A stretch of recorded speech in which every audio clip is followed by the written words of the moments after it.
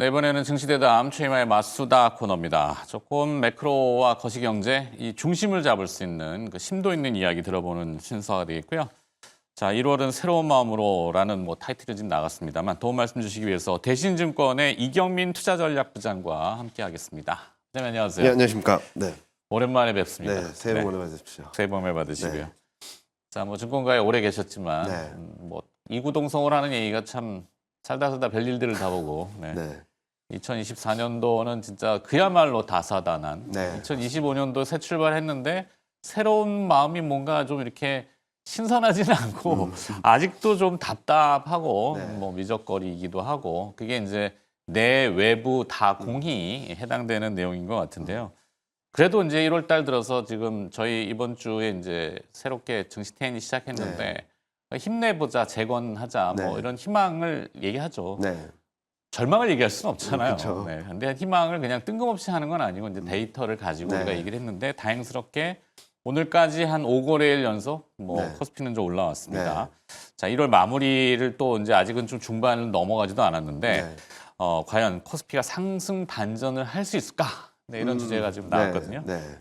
자, 요걸 한번 먼저 멘트를 해주시면. 저는 충분히 가능하다라고 생각을 하고 있습니다. 네. 앞서 말씀하신 것처럼 웬만한 악재들은 다 반영된 거 아닌가? 작년 하반기부터 시장을 억눌렀던 변수들을 보면 지금은 말도 안 되는 것 같지만은 미국 경기 침체 우려가 있었고요. 샴수리한 걸 가지고 와서 네. 그리고 엔캐리 청산 쇼크가 있었고 그리고 통화 정책에 대한 등락이 있었고 그리고 반도체 업황 실적 불안 그리고 계엄령 사태, 중동 지정학적 이슈 말로 다 할 수 없을 정도의 이슈 이벤트들에 계속적으로 억눌려 왔었던 거죠. 네. 그래서 답답하다라고 말씀하시지만 거꾸로 말씀드리면은 그런 악재들이나 억눌러 왔던 변수들이 조금씩만 풀린다 하더라도 시장은 충분히 업사이드를 높여갈 수 있다라고 생각하고 있어서 저희는 1월부터 코스피는 좀 반등을 이어갈 것이고 이제 하락 추세 끝났다라는 말씀을 드리고 싶습니다. 네. 이거보다 더한 쇼킹한 재료가 나오지는 않을 거다. 네. 네, 저희가 우리 우스갯소리로 이제 외계인의 침공 이 얘기가 이제 맞습니다. 하지만 그렇게까지는. 네. 자, 지금 화면에 또 나왔는데 그래도 이제 또 새롭게 출발하는 단계 트럼프 행정부 2기가 네. 들어설 예정이잖아요. 네. 어제 이제 트럼프 대통령이 또 이제 입을 열기 시작하면서 많이 말았는데. 그렇죠. 보편 관세를 시행하기 위해서 국가 경제 비상 상태 선포를 고려하고 있다. 이 비상이라는 단어는 우리한테 굉장히 트라우마입니다. 네. 자, 이건 어떻게 또 보실까요? 일단은 그 비상사태 선포를 하기 위해서는 미국 국가 안보 그리고 경제에 심각한 위협이 있어야 된다라는 전제 조건이 있거든요. 네. 그리고 의회와 협의를 해서 가야 된다라는 거고 만약에 의회 협의 없이 일방적으로 진행하게 된다면 의회에서 그걸 막아버릴 수도 있습니다. 그리고 또 관세, 보편 관세를 하기 위해서 이 카드를 쓴다? 이게 얼만큼 설득력이 있을지 좀 봐야 될 거라고 생각하는데요. 그런데 원론적으로 돌아가 볼게요. 네. 이 경제 비상사태라는 게 지난번에 2019년에도 있었거든요. 그 멕시코 장벽 세우는 것 때문에 예산안 문제로 있었긴 했는데 그때 미국 증시나 그런 충격은 크지 않았습니다. 왜냐면은 그 멕시코에 한정된 이슈였기 때문이겠죠. 그렇죠. 근데 이번에 보편 관세라고 한다면은 저는 단기 충격은 있을 것 같아요. 자, 그러면은 원론적으로 돌아가서 트럼프가 왜 관세를 부과할까를 봐야 될 것 같아요. 상대방을 꺾기 위해서, 힘들게 하기 위해서, 그게 아니라 미국의 최대 이익을 얻기 위해서입니다. 네. 그러면은 1기 때를 본다 하더라도 트럼프는 중국과의 관세에 있어서 관세 부과도 3%, 3.2%, 5%, 7%, 12%, 19% 이렇게 갔거든요. 그렇기 때문에 지금 이 경제 비상사태를 카드를 꺼내든 이유는 의회 협조 없이 그냥 빠르게 가고 싶다라는 거지 그 상대방을 꺾기 위한 건 아니다라고 생각하거든요. 네. 그래서 본질적으로 본다면 절차를 간소화하고 싶다라는 니즈 왜냐면은 무역법을 따르게 된다면은 그 행정 절차라든지 아니면 의견 수렴 과정이 있어야 되기 때문에 그런 것들을 벗어나고 싶어 하는 그림이지 관세를 무자비하게 공세하기 위한 것은 아니다. 그래서 단기 충격은 있겠지만 그렇다고 해서 트럼프 정책이 더 강해지는 건 아니기 때문에 단기 변수 그리고 우리가 우려했던 것보다 관세 부과 정책들이 좀 빠르게 올 수 있다 정도의 변수로 생각을 하고 있습니다. 네. 상식적으로는 거래 상대방을 데미지를 크게 줘가지고 네. 같이 사실 이렇게 하려는 비즈니스맨의 그 맞습니다. 마인드가 아니잖아요. 그러니까 비즈니스맨의 마인드라면은 네, 그죠? 절대 그럴 리가 없고요. 또 최근 IMF나 이런 데서 분석된 나온 것들을 보면은 보편 관세를 했을 때 가장 피해를 보는 국가는 미국입니다. 그렇죠. 왜냐면은 미국이 인플레이션. 한 나라한테 영향을 주는 거긴 한데 미국은 모든 나라한테 영향을 받거든요. 그래서 물가 측면은 되게 재밌는 게 IMF에서 분석한 건데요. 보편 관세를 부과하게 되면 미국이 경기 충격을 받기 때문에 네. 물가는 안 오른답니다. 네. 경기가 더 나빠질 거기 때문에 물가는 안 오른다라는 분석까지 있어서 지금은 이런 여러 분석들이 있는 상황에서 전 세계적으로 보편관세를 일방적으로 부과한다. 그 카드를 꺼내들기보다는 각 국가마다 좀 빠르게 협상을 하기 위해서 그리고 2019년에도 그랬거든요. 뭐 관세 그 예산도 있었긴 했지만 그때 멕시코를 압박하기 위한 거였는데 멕시코 압박이 어느 정도 성공되고 멕시코가 이에 수긍하다 보니까 관세 부과는 없었거든요. 네. 그런 흐름이지 뭐 트럼프가 비즈니스맨이라는 측면에서 본다면 자기 미국에 얼마나 이익이 될지가 가장 최우선이다. 상대방 국가의 피해보다는 미국이 최우선 과제가 선결돼야 된다라고 생각하고 있습니다. 네. 표현은 좀 과격하지만 네. 그 안에 들어있는 뜻 안에 숨어 있는 함의나 이제 행간의 의미는 약간 속도전, 맞습니다. 절차의 간소화, 네. 그리고 이제 뭐 좀 빨리 해결된 자기의 퍼포먼스 영어로 맞습니다. 표현하면은 이제 네네. 그런 이제 쇼맨십이 좀 있는 형태라기 생각하면 일단은 되겠군요. 자, 두 번째로 조금 넘어가서 그런 얘기가 나오면서 이제 달러가 좀 강세를 보이긴 했는데 순간적으로 네. 뭐 요거는 지속정을 띠기는 어렵다. 어려울까요? 네, 지금 보면은 달러가 어제 같은 경우를 보면은 더 올라갈 수 있는 요인들이 많았어요. 국가 비상사태 선포도 있었고 그리고 FMC 의사록이 나왔는데 다소 트럼프 정책에 대한 경계감을 가지면서 물가에 대한 얘기를 하면서 속도 조절에 대한 언급들이 또 있었는데 그런데 달러는 장중에 꺾였습니다. 월러 연준 이사가 발언한 것들이 금리 인하를 지지한다라는 발언을 통해서 꺾였거든요. 네. 그러니까 지금은 무슨 국면이냐면 미국 국채 시장도 어제 요동을 치더군요. 네, 요동을 올라왔다 쳤지만 떨어졌다. 결국에는 내려왔죠. 저는 통화 정책에 대한 컨센이라든지 물가에 대한 경계감들은 아마 정점에 도달해 있지 않나라는 생각합니다. 만약에 정점이 아니라면 어제 물가라든지 그리고 채권이라든지 달러가 더 오를 만한 요인들이 많았지만 꺾였다라는 의미는 지금 시장은 물가나 통화 정책에 대한 부담들을 정점을 통과하면서 물가 그리고 달러와 채권물리를 끌어올릴 만한 변수보다는 좀 안정시켜줄 만한 변수에 좀 예민하게 반응하고 있다. 그래서 저희는 달러와 채권물리는 점차 하향 안정세를 보이지 않을까라는 예상을 하고 있습니다. 네. 자, 그리고 또 이제 개별 이슈로 조금 내려와서 보면은 마이크로 화계는 젠슨 황이라는 인물이 지금 뭐 모든 세계에 어떻게 우리는 좀 많이 하는 것 같아요. 네. 자, 증시를 흔드는 젠슨 황의 입.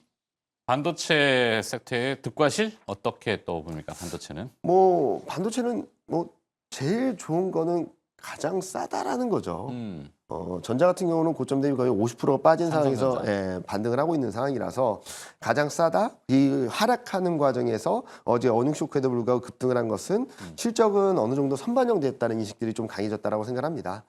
이와 더불어서 젠슨 황의 발언들 그리고 오늘 나왔던 여러 뉴스들을 본다면은 지금 이미 엔비디아에 편입되고 있다, 들어가고 있다라는 얘기들이 저는 더 나빠지지 않는 그림이다. 아 다행이다라는 안도감이 주가의 반등을 좀 야기하지 않았나라는 생각을 하고 있거든요.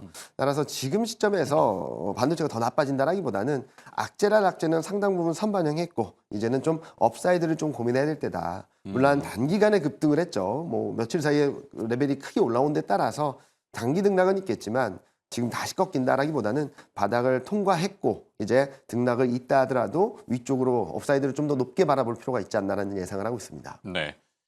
자, 그러면은 어쨌거나 반도체는 계속 지금 새로운 거리들과 기술 개발 뭐 예전에 뭐 1차원적으로 얘기했던 무어의 법칙 뭐 이런 것들이 조금 뭐 사라지긴 했습니다만 또 새로운 형태로 진환을 하고 있는 걸 우리가 목도하고 있는데 특히 이제 디바이스라는 도구의 발전. 자, 거기에 이제 삼성전자가 이 행보를 좀 따박따박 해주면 좋았을 텐데 그때는 숫자를 봤을 때 이 어닝이라고 하는 실적으로 봤을 때는 조금 부진한 반응이 있는 것 같아요. 워낙 거대한 기업이긴 해요, 사실. 자, 이 어닝에 대해서 자, 삼성전자 어닝 쇼크 오히려 주가는 상승할 수 있을까? 이렇게 해야 되는데. 네. 일단은 저희는 충분히 가능하다라고 생각하고 있고요. 지금 현재 시점에서 본다면 실적에 대한 불안감들은 상당 부분 선반영됐고 네. 더 빠지기보다는 이런 불확실성들을 좀 해소해가면서 그러니까 소화해가면서 좀 반등을 이어가지 않을까라는 생각을 하고 있습니다. 워낙 단기간에 57,000원까지 넘어서는 모습들을 보여줘서 좀 쉬는 그림들이 나오고 있는데요. 54,000원, 55,000원만 잘 지켜준다면 저는 6만 원대 돌파 시도 가능성 멀지 않았다라고 생각하고 있습니다. 네, 이번에 4분기 실적이 나왔는데 6조 5천억 영업이익 네. 정도 됐는데 그 일회성 비용이 들어갔는지 안 들어갔는지는 제가 정확히 모르겠는데. 일회성 비용보다는 그 반도체는 어느 정도 예상한 만큼 나왔는데 네. 디스플레이 쪽에서 쇼크가 나왔거든요. 아. 그런 영향이 있었고 또 네. 고부가가치 반도체들은 사상 최대 매출액을 기록했다는 점들도 있습니다. 그렇기 때문에 반도체가 나빴다라기보다는 디스플레이 영향이다 보니까 IM 사업부가. 네. 그래서 뭐 여전히 지금 파운드리 쪽은 적자긴 한데요. 네. 더 나빠질까 보다는 다행이다라는 것들이 좀 크지 않았나라는 생각을 하고 있습니다. 네, 좋습니다. 자, 1월에 주도 섹터? 네, 이게 질문인가요? 지금 제가 원고가 이번 주 처음 저도 이제 쉬다가 갖고 네. 적응이 잘 안 되는데 1월 주도 섹터는 뭐냐고 지금. 1월 주독 섹터는 저는 이게 순환매라고 생각합니다. 순환. 네, 지금 보면은 많이 밀려있던, 눌려있던 업종들이 튀는 그림들이 계속적으로 나오고 있거든요. 네. 그리고 최근에는 반도체, 오늘은 자동차, 그리고 남아있는 게 2차 전지가 아닐까라는 생각을 하거든요. 네, 뭐 워낙 많이 눌려있고, 그렇죠. 그리고 제대로 된 반등도 보여주지 못했었는데, 지금 가장 비어있는 쪽이 그런 쪽이 아닌가라는 생각을 하고 있고, 재밌는 말씀 하나 드리면, 외국인하고 연기금이 좀 사고 있습니다. 네. 그런 것들을 한번 지켜보신다면 개인주들이 등한시하고 버릴 때 네. 그들은 조용히 죽고 있다. 네, 그것들을 한번 보시면은 이런 성장주와 수출주들이 좀 순환매를 보여주면서 그러니까 채권물이 꺾이면 이제 2차 전지가 좀 한번 움직일 수 있다고 생각하거든요. 아직까지는 채권물이 미국 채권물이 4.7, 4점 중에서 불안정한 모습들을 보여주고 있어서 네. 아직까지 눌려 있지만 여기서 더 빠지기보다는 좀 반등 시도를 이어가지 않을까라는 예상을 하고 있습니다. 그렇죠. 전기차 캐즘이 한때 이제 배터리 2차 전지 쪽에 가장 네. 큰 영향을 줬는데 그 이슈도 조금 소멸로 가는 것 같긴 하고 다른 에너지 동력을 필요하라 하는 그 디바이스들이 또 등장하잖아요. 네. 드론 같은 경우도 네, 네, 그렇고 맞습니다. 뭐 선박도 요즘 뭐 아직까지 좀 앞서긴 합니다만 그런 네. 것도 2차 전지가 오히려 순환하는 구조에서는 네. 주목을 받을 수 있는 주도 섹터가 될 수 있다. 네. 바이언딥이라고 하는 그들 영어식 표현에 네. 그러니까 많이 떨어져 있기 때문에 공포를 사는 것은 오히려 기관 투자자와 외국인 투자자들이다. 네, 맞습니다. 이렇게 현재는 보시면 그렇게 나오고 있습니다. 자, 그다음에 다음 주입니다. 16일 목요일로 제가 알고 있는데 네. 1월 달 이제 금융통화위원회가 열립니다. 금리 상당히 민감하죠. 주식시장에서는. 네. 뻔하면은 사실 효과는 떨어지는데 이번에 의외로 그 동결 쪽의 이슈들이 많더라고요. 네. 생각보다. 네. 저는 인하를 좀 해야 되지 않나 네, 개인적인 맞습니다. 생각입니다만 네, 네. 이경민 부장은 어떻게 보십니까? 저희 채권 애널리스트 분은 1월 달에 할 수 있다라는 말씀을 드리고 있습니다. 그래요? 일단은 선결 조건이라고 볼 수 있는 것은 원달러 환율이 좀 더 내려가면은 편하게 할 수 있을 그렇죠. 것 같아요. 네, 룸이 생깁니다. 유주열 하는 총재의 신년사에서 환율이라는 언급을 했거든요. 네. 이게 좀 신경 쓰이는 건데 다행히 지금 1,470원대에서 50원대로 내려가긴 하고 있지만 지금은 환율만 좀 더 안정되면은 편하게 금리 인하하지 않을까라는 생각합니다. 최근 정치적 리스크 때문에 여러 가지 불확실성들이 있지만 이 과정에서 경기 부양 드라이브가 걸리고 있고요. 그리고 금리 인하에 대한 속도감 좀 높아질 수 있다라고 생각합니다. 작년 하반기 내내 코스피가 굉장히 불안정했던 흐름들이 보였던 것은 자체 동력이 부재했다는 점이거든요. 네. 그런 것들이 풀어진다면 내수 회복 기대와 더불어서 정책 동력에 대한 기대감들이 좀 더 시장에 긍정적인 영향을 미치지 않을까라는 예상을 하고 있습니다. 네. 자, 뭐 일단은 결정은 한국은행이죠. 네. 그다음에 뭐 한국은행은 결정을 할 때 여러 가지 변수들을 고려하는데 미국 연방준비대 미국 금리 기준금리를 또 보기도 할 거고. 네. 근데 인플레이션도 또 뭐 여러 고려해서 사람들은 많은데 네. 지금 제일 당면 과제는 경기 부양 아닐까 싶어요. 맞습니다. 네. 내수 침체를 이미 목도하고 있고 네. 또 뭐 임시 공휴일도 지금 늘리잖아요. 네, 맞습니다. 27일 날. 네. 31일은 왜 안 하는지 지금 궁금하긴 한데 뭐 그건 이제 우스갯소리고. 네. 자, 그런 그 내수 쪽이 조금 살아날 수 있는 뭔가 관련 섹터들이 또 있단 말이죠. 네. 그런 것도 좀 보신다. 일단은 경기 부양 기대감이나 통화 정책 기대감에 반등을 할 수 있을 것 같아요. 근데 내수가 추세적으로 좋아질 것인가에 대한 부분들은 좀 더 확인이 필요해서 아. 기술적 반등 이상으로 더 높게 평가하기는 아직까지는 좀 부담스럽다. 거기 이제 야당 대표도 이야기하고 있지만 네. 추가 경정 예산, 네. 추경을 빨리 서두르자. 네. 그러니까 통화 정책과 재정 정책을 맞습니다. 믹스해서 복합적으로 네. 쓰면 효과는 크니까. 맞습니다. 그건 우리가 보통 다 알고 있기 때문에 네. 그렇게 속도를 내면은 좀 약발이라는 게 먹힐까. 먹힐 가능성이 있다라고 생각하는데 네. 조금 더 지켜보자. 아. 네, 그렇게 말씀드리고 싶습니다. 네, 그러려면은 사실 우리가 바로미터 지표로 볼 수 있는 건 유동성이기 때문에 네. 예탁금, 뭐 외국인 투자자들의 수급 이런 건 조금 어떻게 흐름이 되고 있나요? 예탁금은 지금 50조와 57조 사이에서 왔다 갔다 할 뿐이지 뭐 네. 크게 늘어나거나 줄리지는 않고 있고요. 외국인은 최근 연속 순매수를 기록하고 있는데 앞서 말씀드렸던 최근 며칠 동안에는 반도체, 2차 전지 이쪽들을 사고 있어서 그동안 많이 빠졌던 업종들을 사는 것이 아닌가라는 생각을 하고 있으니까 네. 그런 업종들, 종목들을 한번 지켜보시면 좋겠다라는 말씀드리고 있습니다. 좋습니다.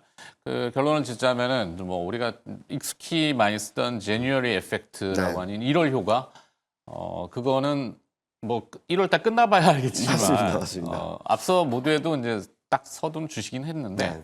그것만 한번 더 정리해 보죠. 1월 효과라고 한다면은 뭐 통계적 의미는 크지 않습니다. 네. 그런데 1월 효과라는 것에 있어서 몇 가지 의미는 첫 번째 1월 달에 좋으면은 한 해가 좋다라는 얘기들이 많고요. 두 번째로는 1월 달에 강했던 업종이 한 해 동안 괜찮을 수 있다라는 얘기를 많이 합니다. 네. 그래서 1월 달 지금 초반 분위기는 너무도 좋은데 이게 1월 말까지 갈 수 있을지 좀 말씀을 드리고 있고요. 저희는 1월 안에 2,600 돌파 시도는 충분히 가능하다. 2,600이요. 네. 착시가 아니라 청각이 좀. 네, 그래서 2,600 돌파 시도는 충분히 가능하니까 지금 등락이 있다면 저는 비중을 늘려보시면 좋지 않을까 하는 생각을 하고 있습니다. 네, 환청이지만 잠깐 기분은 좋았습니다. 네, 이경민 부장 나와서 얘기하는 동안 지수는 11포인트 플러스까지 이게 이제 뭐 퍼센트로 됐으면 참 좋겠지만 그쵸. 그러면 또 시장이 너무 과열이니까. 네, 맞습니다. 자, 어찌됐건 매크로 정리를 좀 다시 들어봤고요. 대신증권 투자전략의 이경민 부장이 오늘 또 수고를 해주셨네요. 고맙습니다. 네, 감사합니다.